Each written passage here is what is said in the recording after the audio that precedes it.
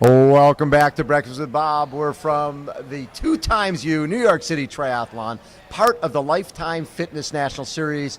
Next year, this will be the championship race, which means that a year from now, Max Fennell will be our national champion. How you doing, Max? I'm great. How are you, Bob? It's been a long time. It's been a few months. It's been a while, man. And I remember when we first chatted, I think it was not long after you became a professional. It was right before, I think, right 2012 yes.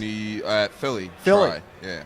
And at that point, you were going to become the first African-American professional triathlete. Which is a very small cross-section, right? Yeah. Are there other African-American professionals at this point? I don't believe so. I do know Sika's on her way, making her way through the ranks. I think we're looking at Sika, and then there's another woman that they've been competing very well. Right. So I think it's probably going to be two women pros that are going to be representing very soon. So that should be very exciting. See how they do. And your sports growing up were what? Pardon? What sports growing up? So I grew up playing soccer my whole life. I was actually a varsity sport athlete, so I was playing soccer, track, lacrosse, wrestling, basketball, everything except swimming and cycling. And there was a point where you were doing really well in soccer, but then you hurt your knee. Yeah, I hurt my knee. And so that, in terms of semi-pro, pro, that was out the window at that point. It was a career-ending injury. It was my MCL that I tore. And the way you move in soccer, you can't play it up. Not really. How much did you struggle after that? It was, honestly, so I injured myself. I hadn't have gone to the doctor, and the gentleman, Brian Sullivan was his name. Yes. I was at the coffee shop, and I was limping around. I hadn't gotten an MRI yet, and he asked me what I was going to do before that, and that's when I had already decided I was going to switch to triathlons then. And he was like, all right, I'll lend you my old triathlon bike. Yeah. And I hadn't even gotten the MRI. I just knew, like, this. You knew it was done. I just knew it was over. And did you have a swimming background? Well, so I went to a sports camp in New Hampshire called Camp Tecumseh. So, like, I knew how to float. Like, we would swim to the island, like, water ski and stuff like that. So you were ready to go pro. I understand. Yeah, you know, I could float. I wasn't going to drown. So, but at that point, it was just something different, right? Yeah, jumping in, doing a triathlon. I really wanted to do triathlons as a way to show, like, all right, my knee's back. I knew that cycling would strengthen my knees, so it was literally to show myself that, all right, you know, I'm healthy again. Let's go follow this pro soccer thing again. So you get this borrowed bike from Brian Sullivan. Yeah. I think you do Tri-Rock, Philly, 7th place, something like that. In my age group. Yeah, 7th in your age group. For the sprint. Yeah, but 7th in your age group in the sprint, first time out. Yeah. I did the swim breaststroke too.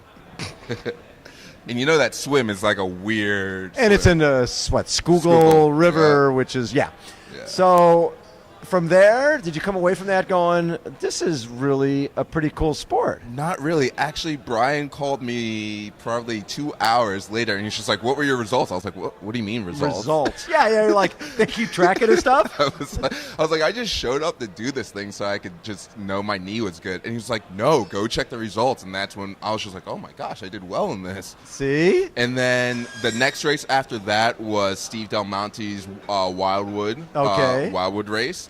And I thought I was going to win that race, and that's when I found out who Joe Malloy was. That guy could run. And he's a New Jersey boy. Yeah, he won that whole thing, that race. So. But wait, did you finish just behind him? No, I think I was like 20th or something. But I told Delma, I was like, Delma, I'm going to win this race. I was so fired up because I did well at the Philly. I thought, like, all right, you know, being a soccer athlete, I just show up and I'm going to do well. Right. But I didn't know people like Joe Malloy. So at that point, I mean, Joe Malloy is trying to become an Olympian. Yeah. And I'm sure you're finding out, okay, there's the Olympic format that has drafting, and there's a non-Olympic, there's Ironman. When did you decide, and how did you decide what you were going to focus on? It actually took me a while. It took me having a lot of good people in my circle just kind of directing me, meeting people like you, and I think I met Macca at the Tri-Rock. Yeah. I remember T.O., Andy Potts, even conversation with Cam Dye. So it took me a while talking to all these individuals before I was even pro to really understand what was going on in this sport and which route I was going to take.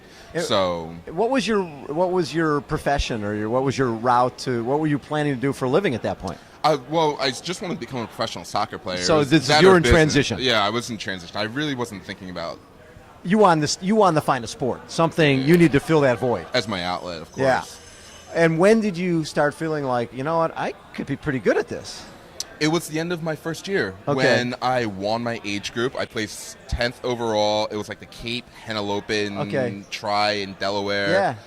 I think my mom went with me to that one. And I placed 10th overall, first in my age group. And when I placed first in my age group, that's when I was just like, all right, I'm going to try and see if I can become pro in triathlons and see where I can take this. And did you, at that point, get yourself a coach?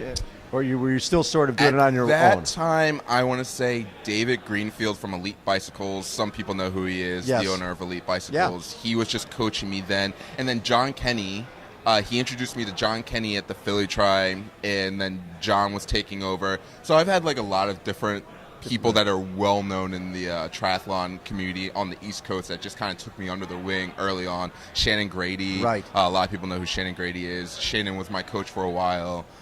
And I just had a lot of people just guiding me. So when you talk to your buddies from soccer days or from other sports, and they're like, what are you up to now? Oh, I'm doing triathlon. Or do they know how to spell it, for one, and do they have a clue what you're talking about? It's interesting. I'm seeing a lot of my friends now. I'm 29, so I'm seeing a lot of my friends getting into triathlons. I get a lot of messages now of my friends that are back in the gym.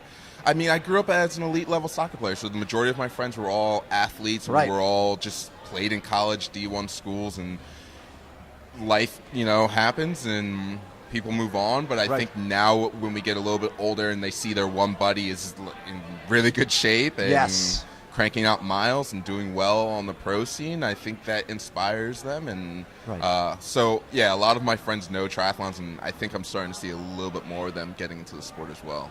What was, when you look back, what was, do you feel was your best race?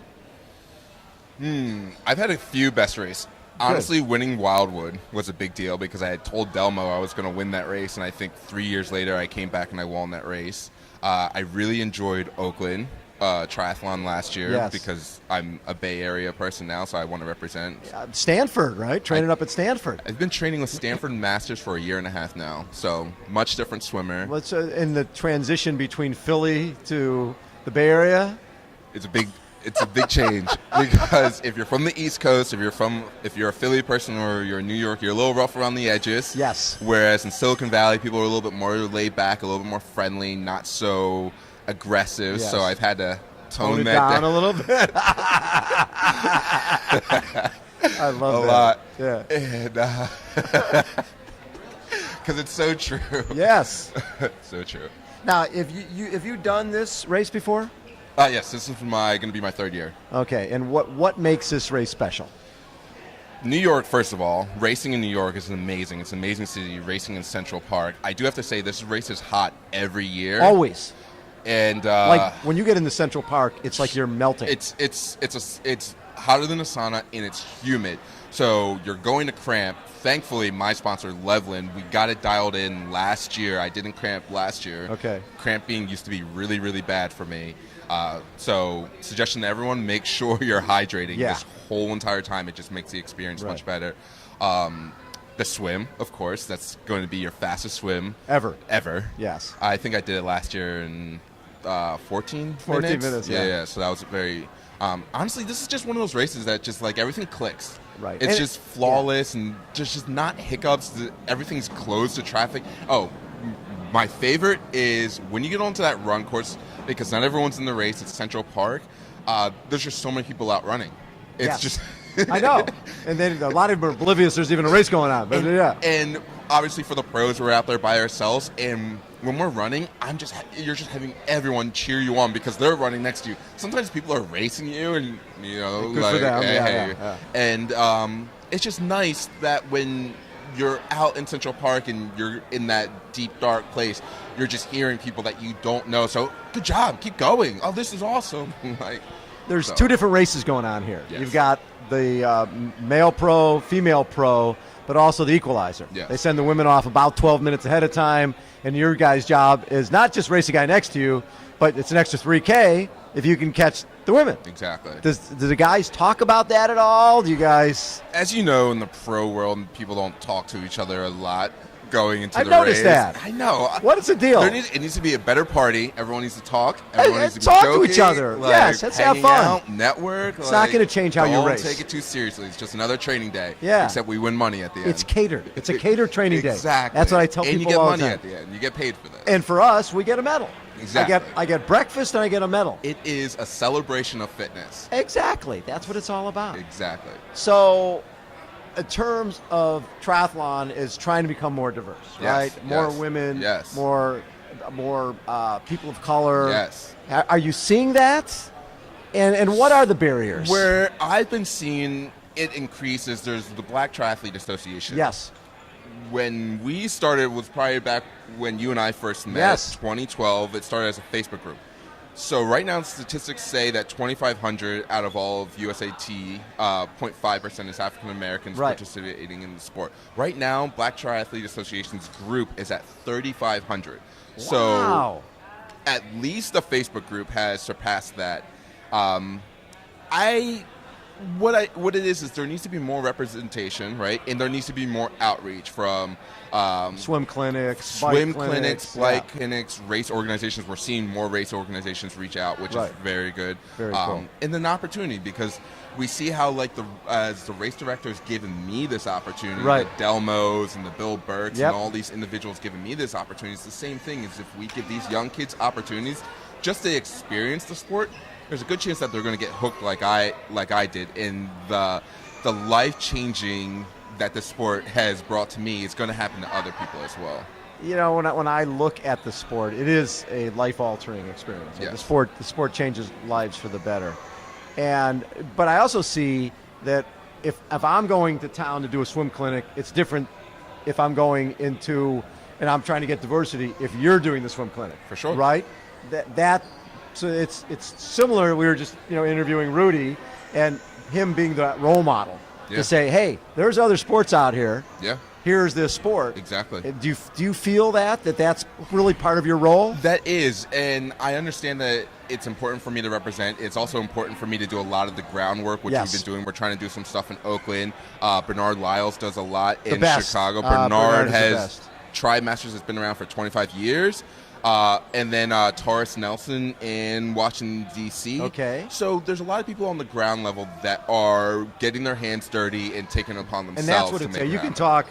We can all talk social media all we want. The key is getting people into a pool, in an open body water, onto a bike. Yeah. And as you know, a lot of kids. So we know Simone, but it's a lot different for me, when I walk on the street and a young kid sees me, he thinks I'm a football player. Right. And then I'm like, oh, no, I'm a triathlete. Or when I step on a pool deck, most people think I'm a football player and he can't swim. And then they're like, oh, my gosh, he's holding 110 in the pool? Like, you can swim, yeah. So when people see people of color change see that, perceptions. It changes their perception. It creates intrigue. And then you want to be a part of that because you're seeing yourself in that sport. So then you're like, all right, maybe that means I can do this sport as well. Well, it also means that this is a very selfish sport. Oh, yeah. You spend swim, bike, run. But when there's a bigger purpose, it's for people to find out that there's something else out there, right? Course. There's a sport.